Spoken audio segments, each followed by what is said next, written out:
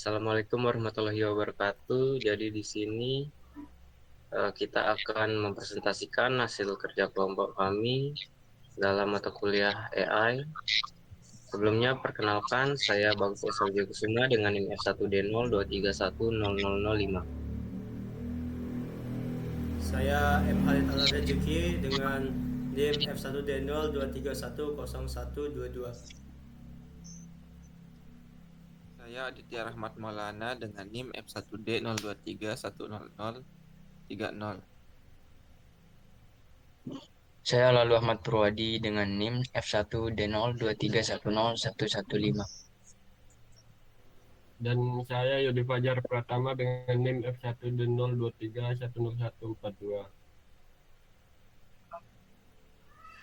Oke. Jadi di sini kita melakukan klasifikasi penyakit daun semangka dengan berbasis fitur tekstur GLCM. Langsung saja di sini di kodenya, pertama-tama kita import dulu library yang bakal kita gunain, seperti OS, CV2, Matplotlib, NumPy, Pandas, dan lain-lainnya. Kemudian di sini kita ngeload datanya untuk mengubah ukuran gambar sesuai dimensi yang akan diberikan nanti. Nah, seperti ini hasilnya. Kemudian kita tampilkan data-datanya. Di sini ada 3 jenis daun yang kita ambil. Yang pertama, dia terkena dauni mildew. Kemudian yang di tengah, ini daun yang sehat. Yang paling kanan, ini dia terkena mosaic virus. Kemudian setelah itu kita ubah dia ke grayscale dengan CV color. Dan hasilnya seperti ini. Nah, kemudian di pre-processing ini kita menggunakan Sobel, Median, Sharpening, dan Modus.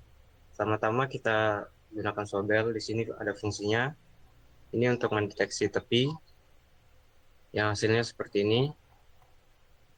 Kemudian kita lakukan Median untuk menghilangkan noise-noise pada gambarnya. Ini dilanjut dengan Sharpening untuk mempertajam gambar dan detail-detailnya. Dan yang terakhir kita di sini ada menggunakan modus. Nah, untuk di fitur extraction di sini ada GLCM. Kita gunakan GLCM ini untuk menganalisis tekstur citra berdasarkan hubungan antar pixel bertetangga. Kemudian ada jenis-jenisnya yang kita gunakan, ini ada banyak.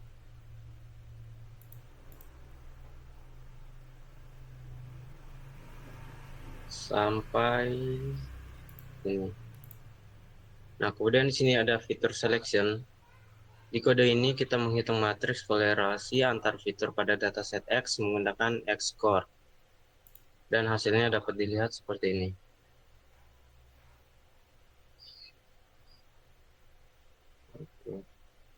Mungkin bisa dilanjutkan.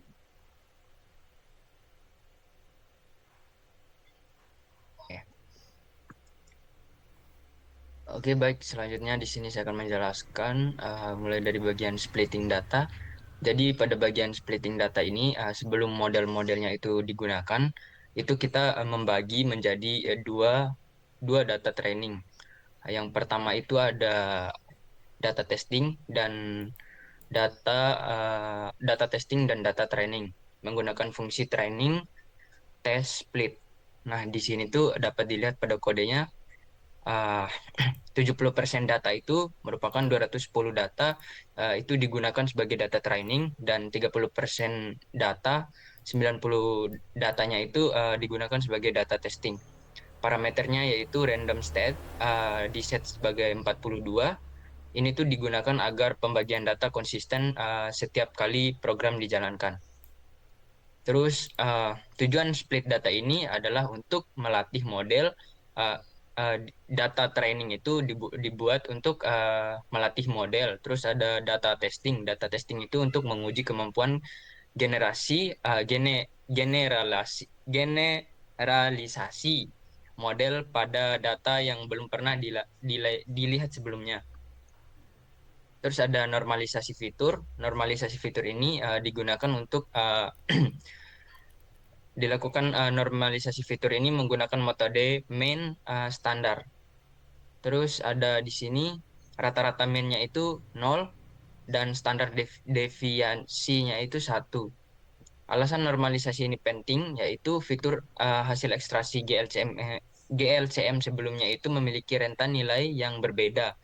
Model seperti SVM dan KNN itu sangat sensitif terhadap perbedaan skala fitur. Jadi normalisasi ini membantu mempercepat processing training, meningkatkan stabilitas dan performa model. Terus selanjutnya itu ada saya akan menjelaskan bagian random forest. Jadi pada bagian random forest ini tujuan penggunaan random forest ini adalah untuk digunakan sebagai salah satu model klasifikasi pada proyek ini untuk mengklasifikasikan citra daun semangka ke dalam 3 kelas, yaitu yang pertama itu ada watermelon downy mildew, ada watermelon healthy, dan mosaic virus. Terus model random forest ini digunakan karena mampu menangani data dengan banyak fitur. Terus lebih stabil dan robust dibandingkan dengan decision tree yang tunggal. Terus mengurangi resiko over overwriting untuk melalui mekanisme ensemble. Terus implementasi random forest-nya di sini dapat dilihat pada dev generated classification report. Ini ada YTrue dan YPRED. Ini tuh fungsi ini digunakan untuk mengevaluasi performa model dengan menampilkan klasifikasi report, confusion matrix, dan akurasi. Terus di bagian bawahnya itu ada RF random forest. Ini adalah penggunaan random forest-nya yaitu n estimation itu diset sama dengan 5. Itu artinya random forest itu dibangun dari 5 decision tree. Terus ada random forest-nya sama dengan 24 ini agar eksperimen itu konsisten dan dapat diproduksi. Terus ada proses training dan proses testing pada sel yang di bawahnya uh, itu ada rf.fit, x training, dan y training. Model dilatih menggunakan 70% data training yang bersifat fitur terstruktur hasil ekstraksi dari GLCM-nya.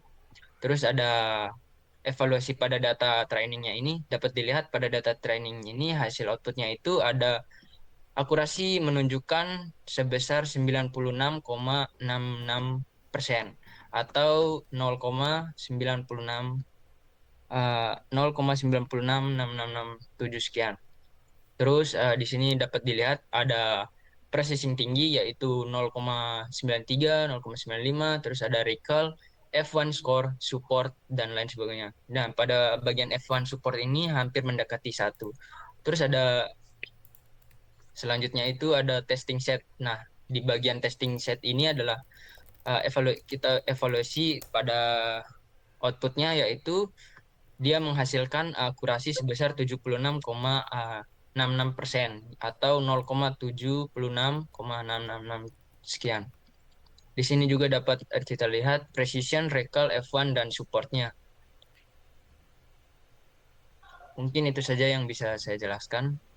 Selanjutnya akan dijelaskan rekan saya. Baik, selanjutnya yaitu ada train SVM classifier. Kode data evaluasi model klasifikasi support vektor mesh yang biasa disebut SVM dengan kernel radial basis function. Pertama, model menggunakan data pelatihan yaitu X-train dan Y-train melalui metode fit. Setelah model dilatih, evaluasi dilakukan dalam 2 tahap, yaitu terhadap data pelatihan dan data pengujian. Pada tahap evaluasi pertama, prediksi dilakukan dengan data pelatihan menggunakan metode predik dan hasilnya dibandingkan dengan label sebenarnya untuk menilai apakah model mengalami overfitting, yaitu jika akurasi pada data pelatihan sangat tinggi namun rendah pada data pengujian. Selanjutnya evaluasi dilakukan terhadap data mengukur kemampuan generalisasi model terhadap data baru yang belum pernah dilihat sebelumnya. Hasil evaluasi ditampilkan dalam bentuk classification report yang mencakup precision, recall, dan F1 score untuk setiap kelas, serta confusion metric yang menunjukkan jumlah prediksi benar dan salah. Dan akurasi keseluruhan model. Evaluasi ini penting untuk mengetahui seberapa baik model SPM dalam mengklasifikasikan citra Bagas, berdasarkan Bagas. fitur yang telah sebelumnya. Di sini ada hasil dari training set dan testing setnya. Berdasarkan hasil evaluasi pada data training, model memperoleh akurasi sebesar 89,5%.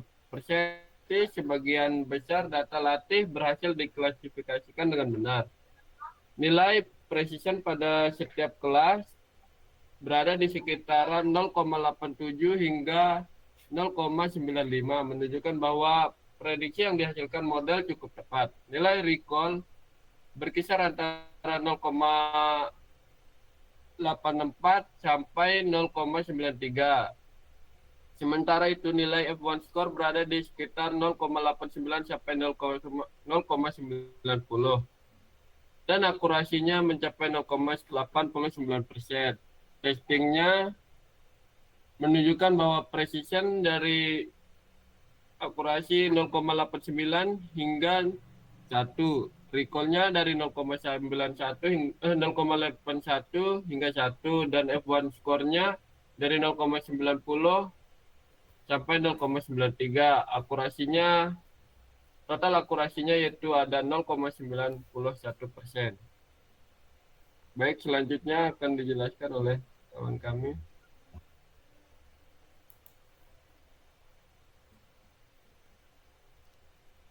Baik, selanjutnya saya akan menjelaskan tentang Kinner Snake Boards atau KNN. KNN adalah algoritma klasifikasi non-parametrik yang sangat intuitif, sering disebut sebagai lazy learner. Kami mengimplementasikannya sebagai salah satu model pembanding untuk menilai efektivitas fitur tekstur GLCM yang kami ekstrak. Yang pertama itu inisialisasi dan penentuan parameter ke sel 31. Pada sel 31, kami mendefinisikan model dengan menentukan hyperparameter kunci yaitu K. KNN sama dengan K Neighbors classifier N Neighbors sama dengan 5. K jumlah tetangga nilai K sama dengan 5 berarti keputusan klasifikasi untuk data baru didasarkan pada 5 sampel data latih terdekat. Alasan pemilihan K5, kami memilih K ganjil karena relatif kecil untuk memastikan proses voting selalu menghasilkan mayoritas dan untuk menjaga keseimbangan antara performa komputasi dan sensitivitas terhadap noise lokal. Yang kedua itu tahap pelatihan the lazy learner. Tahap pelatihan sel 34 adalah hal yang membedakan KNN. KNN fit X train Y train. Bukan pelatihan melainkan penyimpanan berbeda dengan model seperti SPM atau decision tree yang menghasilkan fungsi matematis. KNN adalah lazy learner, fungsi fit pada dasarnya hanya menyimpan seluruh data latih. X-train yaitu matriks fitur GLCM dan Y-train yaitu label kelasnya ke dalam memori. Tujuannya, data menjadi data referensi yang akan digunakan untuk mencari tangga saat data baru masuk. Yang ketiga itu tahap klasifikasi atau prediksi, the hard work. Proses klasifikasi yang sebenarnya terjadi pada sel 34 saat kami memanggil predict. Y-pred sama dengan KNN predict X test. Langkah-langkah prediksi uji setiap gambar uji. Yang pertama itu perhitungan jarak similitude measurement. Untuk setiap gambar uji X-test, sistem menghitung jaraknya ke semua titik data yang sudah disimpan di X-train. Secara default, clearance menggunakan jarak Euclidean D untuk mengukur kemiripan antar fitur. Di mana X adalah fitur GLCM gambar uji, Y adalah fitur GLCM gambar latih, dan N adalah jumlah fitur. Yang kedua itu pemilihan tetangga terdekat. Setelah semua jarak dihitung, model 5 memiliki data latih memiliki nilai jarak terpendek dengan gambar uji. Yang ketiga yaitu voting mayoritas. Model melihat label kelas dari 5 tetangga terdekat tersebut dan melakukan voting. kelas dengan suara terbanyak mayoritas dan ditetapkan sebagai predict, yaitu Y-pred untuk gambar uji tersebut. Yang keempat, peran kritis normalisasi data sel 30. Kami menekankan bahwa efektivitas KNN sangat bergantung pada tahap pemrosesan di sel 30. Sel 30 normalisasi data Z-score extend normalis data extend extend normalis data extend. Pentingnya skala karena KNN berbasis jarak. Jika fitur-fitur memiliki skala nilai yang sangat berbeda, misalnya kontras bernilai 1000 dan homogeneity bernilai 0,5, fitur dengan nilai besar akan mendominasi perhitungan jarak. Solusinya, kami menggunakan normalisasi Z-score agar semua fitur GLCM berada pada skala yang sama, rata-rata 0, deviasi standar 1. Hal ini memastikan bahwa semua fitur berkontribusi secara adil dan merata dalam penentuan jarak dan keputusan klasifikasi. Yang kelima itu evaluasi kerja sel 34, 37, dan 38. Setelah prediksi, kami menilai kualitas kinerja KNN. Sel 34 kami membandingkan Y-pred dengan Y-test menggunakan generate classification report untuk mendapatkan metrik kuantitatif akurasi precision recall F1 score. Sel 37 kami memvisualisasikan confusion matrix KNN. Ini penting untuk melihat kelas mana yang paling sering diklasifikasikan, memberikan wawasan kualitatif tentang kelemahan model. Sel 38 hasil kinerja KNN kami masukkan ke dalam tabel perbandingan model untuk melihat posisi kinerja KNN relatif terhadap random forest, SPM, naive Bayes, dan decision tree. Terima kasih. Selanjutnya akan dilanjutkan oleh rekan saya.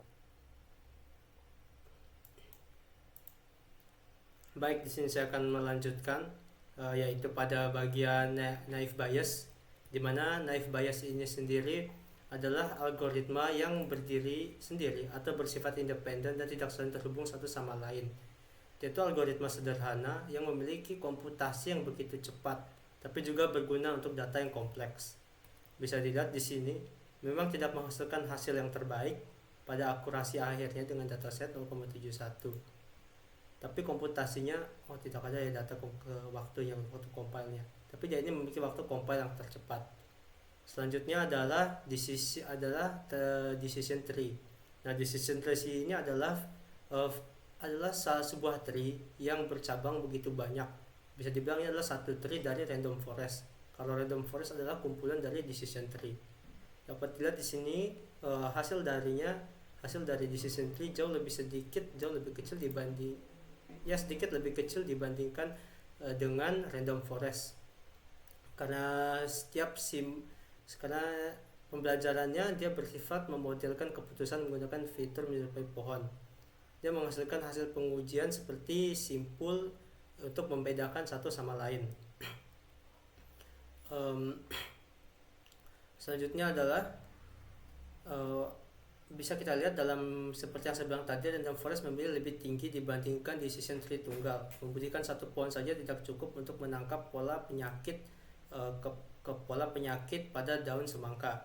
Lalu selanjutnya adalah evaluation matrix dari kumpulan semua model-model yang kami lakukan.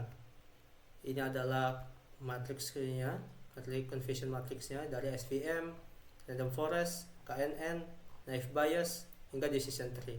Dan terakhir adalah pentabelan atau tabel perbandingan dari kelima model itu sendiri. Dapat kita lihat model tertinggi yang ada di sini adalah model SVM yang memiliki tingkat akurasi 91%, KNN yang memiliki tingkat akurasi 86%, di random forest dengan 76%, decision tree dengan 74%, dan yang terakhir naive Bayes. Bisa kita lihat model SVM adalah yang paling superior dalam kasus ini karena bisa menemukan batas pemisah sangat optimal untuk yang berdimensi tinggi menggunakan fitur GLCM ini. Dan selanjutnya adalah diikuti oleh KNN, di mana KNN di sini adalah cukup bagus untuk mengekstraksi fitur-fitur GLCM karena dia memiliki kemampuan pola seperti kewilayahan yang dalam ruangan vektor. Artinya citra dengan jenis penyakit yang sama cenderung memiliki nilai fitur yang berdekatan jaraknya. Karena kita tahu sendiri dia ini saling berhubung satu pixel dengan pixel yang lainnya. Selanjutnya adalah random forest. Model pohon ini memberikan hasil yang memuaskan, tidak sebanding dengan SVM dan KNN, tapi ini sudah cukup lebih baik. Tekstur GLCM bersifat kontinu dan kompleks, membuat keputusan model ke pohon yang kaku menjadi lebih fleksibel dengan random forest. Selanjutnya adalah naive bias, di mana di sini adalah yang paling rendah karena dia bersifat sendiri-sendiri, jadi tidak memiliki kemampuan mengetahui yang baik atau korelasi yang baik.